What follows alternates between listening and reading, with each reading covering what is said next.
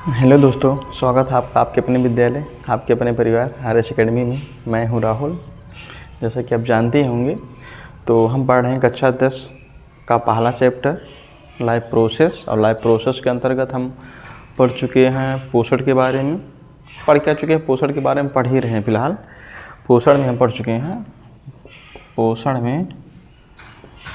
चुके हैं कि पोषण दो प्रकार के होते हैं। पहला स्वपोषण और दूसरा परपोषण। इतना तो हम सब पढ़ चुके हैं, ठीक है। अब इसके अंतर्गत हम क्या कर रहे हैं, स्वपोषण के अंतर्गत हम पढ़ रहे हैं पेड़ पौधों के बारे में, जो अपना भोजन स्वयं बनाते हैं। अब कैसे बनाते हैं इस चीज़ के बारे में हम बात कर चुके हैं, उसी में हम आगे बात करेंगे, ठीक है। तो हमारा हेडिंग था प्रकाश संश्लेषण की क्रिया।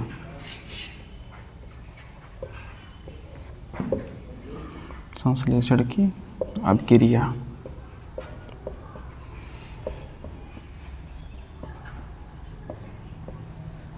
ठीक है। जैसा कि इसके बारे में आपको कुछ बता भी चुके हैं, समझा भी चुके हैं वीडियो में। तो इसके आगे कैसे कैसे क्या होता है, जो रिएक्शन होगा कैसे होगा, हम बात करेंगे आज उसके बारे में। तो एक बार दोबारा समझने की कोशिश करते हैं। तो जैसा कि यहाँ पर एक हम वृक्ष बना देते हैं, ठीक है। ये हो गया वृक्ष, ये हो गया उसका तना, ये हो गया जड़, ठीक है। अब इतना तो आप समझ सकते हैं, जड़ ये जड़ है नीचे है, और ऊपर बना देते हैं हम सूरज भगवान को, ठीक है, जो अपना रोशनी इस पेड़ पर डाल रहे हैं। ये अपना प्रकाश पेड़ को दे रहे हैं। तो हम बात किए थे कि पौधों के पत्तों में पाया जाता है क्लोरोफिल, ठीक है। इनकी पत्तियों में पाया जाता है क्लोरोफिल, या कहेंगे लवक पाया जाता है। तो लवक पाया जाता है, अगर बात कहेंगे तो लवक कई प्रकार के होते हैं, तो लवक ना कहा करके हम कहेंगे इसमें क्लोरोफिल पाया जाता है। क्लोरोफिल पाए जाने के कारण इनकी पत्तियां हरी भी होती हैं, ठीक है। यहाँ पर पाया जा रहा है, मान लीजिए क्लोरोफिल। अब यहाँ से सूर्य का प्रकाश यहाँ पर आ रहा है, तो क्लोरोफिल क्या करेगा, सौर ऊर्जा को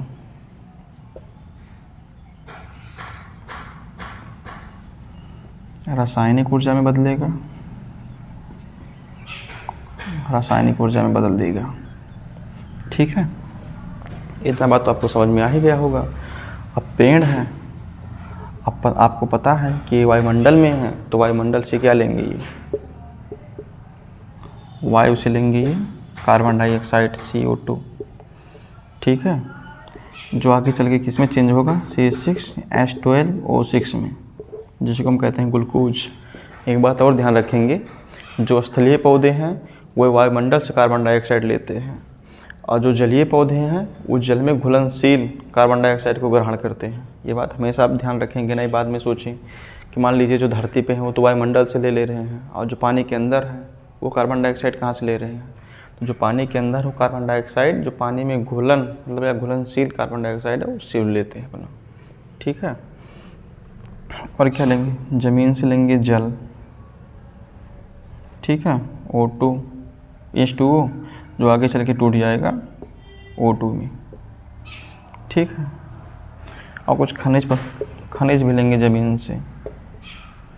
इतना बात तो उम्मीद करते हैं कि आपको समझ में आ ही गया होगा कि जैसे मान लीजिए कोई पेड़ है, सूर्य के प्रकाश से अपना भोजन बनाता है, तो सब जानते हैं। अब कैसे बनाता है उसी प्रक्रिया के बारे में हम चर्चा कर रहे हैं।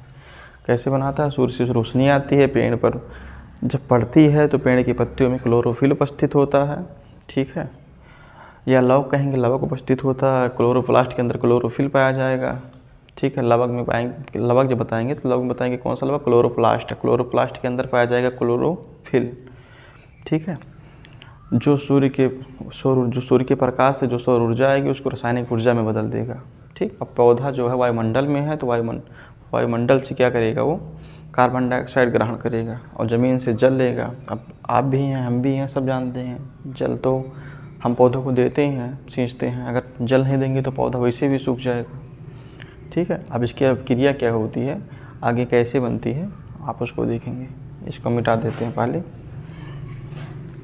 फिर मैं ऐसे थोड़ा सा मिटा करके ही लिख देते हैं। अब इतना चीज़ तो आपको समझ में आ ही गया होगा कैसे कैसे क्या करेगा ये।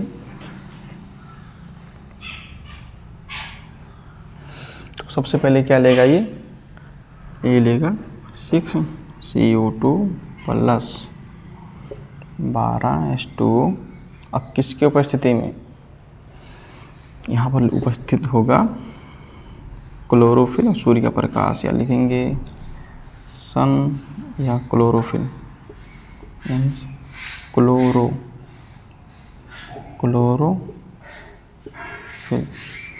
ठीक है। अब आगे चल के क्या किस में टूटेगा, ये टूटेगा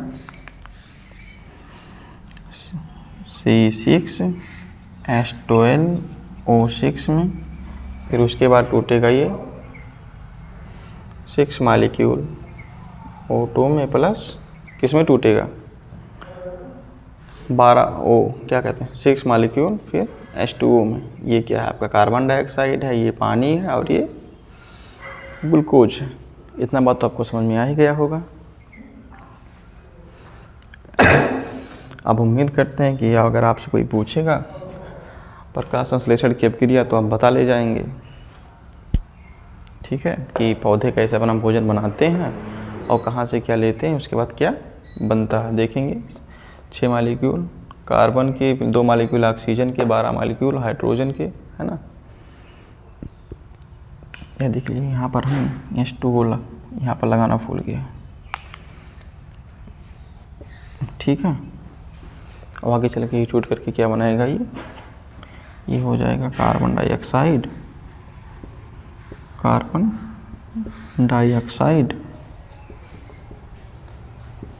ये हो जाएगा जल। ठीक है।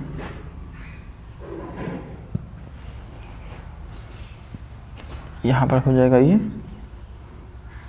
ग्लूकोज। एक बार चेक करें रिकॉर्डिंग बन रही है कि नहीं बन रही है भाई।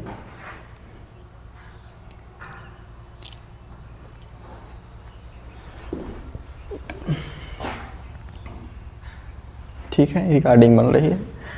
और फिर यहाँ पर देखेंगे ये हो जाएगा ऑक्सीजन और ये हो जाएगा पानी। ठीक है। और एक चीज़ देखेंगे जो ये क्रिया होती है किस में होती है या कैसे होती है, तो आप बताएंगे पत्तियों में पौधों के स्टोमेटा पाया जाता है या। ठीक है, स्टोमेटा उसकी संरचना देखेंगे कैसी होती है। समझिए ऐसे गोल सी संरचना होती है। और राजमा जानते हैं, राजमा की बीज की संरचना के ऐसे इसमें कोशिकाएं पाई जाएंगी। ठीक है, ये बीज वाला पोर्शन ऐसे खुला होगा। तो स्टोमाटा से क्या होता है, पौधे के पत्ते में पाया जाएगा। स्टोमाटा में क्या होगा, गैसों का विनिमय होगा, गैसों का विनिमय या आदान या प्रदान कह सकते हैं, आदान प्रदान होता है। ठीक है। और ये भी जानते हैं स्टोमाटा कब खुलेगा, दिन में खुलेगा।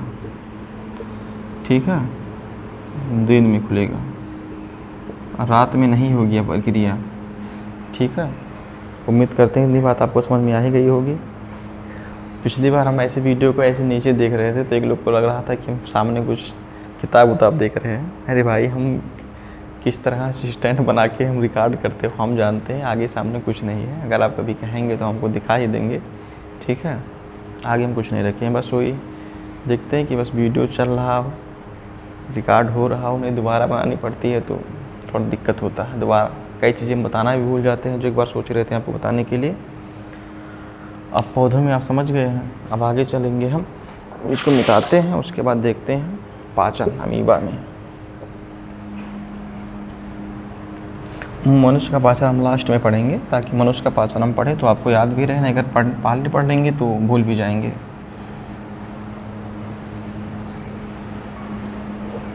ठीक है। जानते हैं अमीबा में पाचन, अमीबा में पाचन। पाचन जानने से पहले समझेंगे अमीबा क्या है। अमीबा कैसा जीव है? अमीबा कैसा जीव है? एक कोश की जीव है, एक कोश की, एक कोश की, ठीक है। एक कोश की, एक कोश के का मतलब तो आप समझ ही रहे होंगे ना। आप कक्षा 10 में हैं तो ये तो है नहीं कि आप एक कोश का बहु कोश का नहीं जानेंगे, ठीक है। एक कोश का मतलब जिनको अपनी नंगी आँख से नहीं देख सकते हैं, और बहु कोश का मतलब जिनको अपनी नंगी आँख से देख सकते हैं। नंगी का आँख मतलब खुली आँख से, ठीक है, नहीं कहीं और ले जाएं।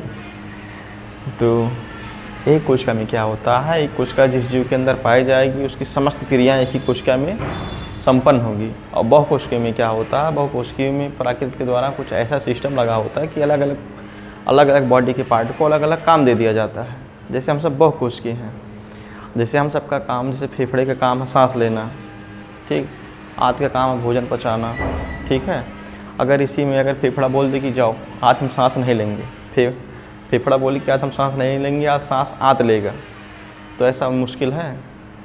अगर फेफड़ा बोलेगा नहीं लेंगे तो बस 2-4 घंटे में आपके यहाँ बाँस बल्ले कटने लग जाएंगे आपको ले जाने के लिए। तो आप आगे समझ ही रहे हैं। तो ये है एक कोश की अमीबा, एक कोश की जीव है, यूनिसेलुलर है, ठीक है। संरचना कैसी होगी इसकी? जेली की जैसी संरचना होगी। जेली का मतलब आप ऐसे समझे, बहुत सारी टाफियाँ आती हैं, ठीक है, ना ठोस होती हैं ना बहुत ज़्यादा द्रोह अवस्था में होती हैं, ऐसे लिचिर लिचिर करती हैं, ऐसे दबाती हैं तो इधर उधर फैल जाती हैं, ठीक है। सेम संरचना किसका होगा? अमीबा का।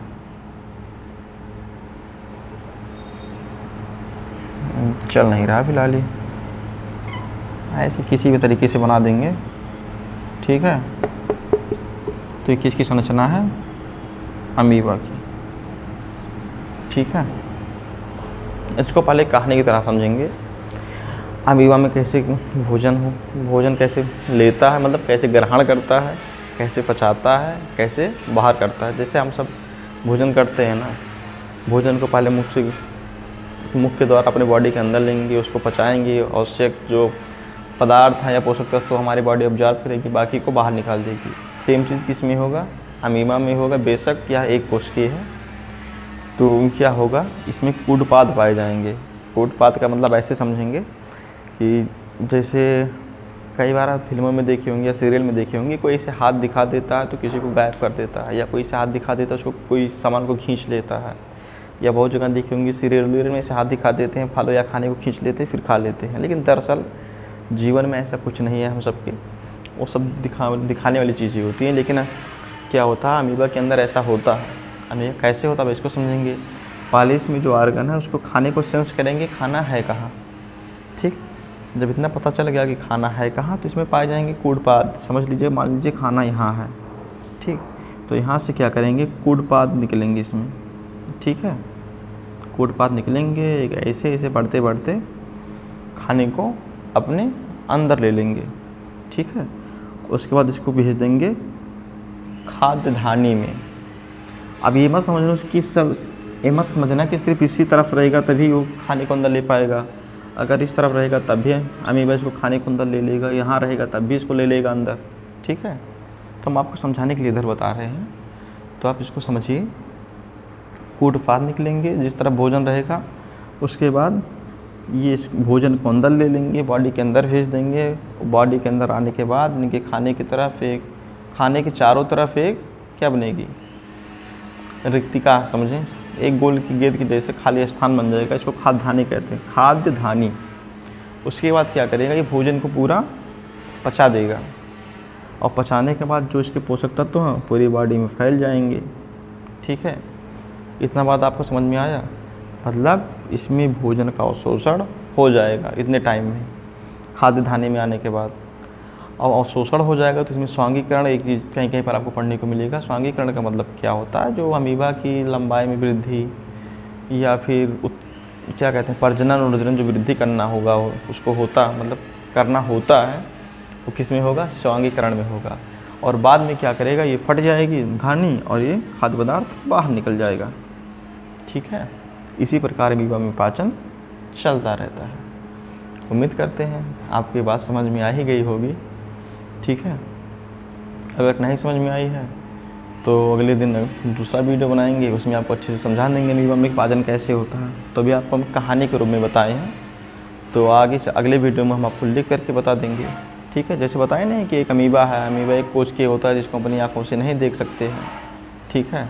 ये भोजन करना, जब इसको भोजन करना होता है कहीं से जाएगा मतलब जहाँ पाया जाता है उसके अंदर। ये नहीं कि हम रोड पे, जैसे हम सब घूमते हैं रोड पे घूमेगा, ऐसा मत समझना, ठीक है। जहाँ पर ये पाया जाएगा सड़े गले कीचड़ों में, ठीक है, वहाँ पर पहले भोजन को सेंस करेगा कि भोजन किस तरफ है। उसके बाद क्या करेगा, अपने कूडपाद को बाहर करेगा या बाहर की तरफ फैलाएगा। उसके बाद भोजन को अंदर ले लेगा। भोजन को अंदर लेने के बाद भोजन के चारों तरफ एक रिक्तिका बन जाएगी जिसको खाद्य रिक्तिका कहते हैं।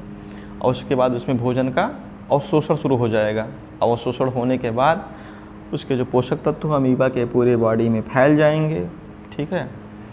उसी में उसके बाद उसका स्वांगीकरण भी होगा और कुछ टाइम बाद जब इसके पूरे पोषक तत्व को जब वो अपने बॉडी के अंदर ग्रहण कर लेगा और फिर अपशिष्ट पदार्थ को जब ये धानी फट जाएगी, ठीक है, तो बाहर निकाल देगा। उम्मीद करते हैं आपकी इतना बात आज समझ में आ ही गया हो गया। तो आगे की बात कल करते हैं। धन्यवाद।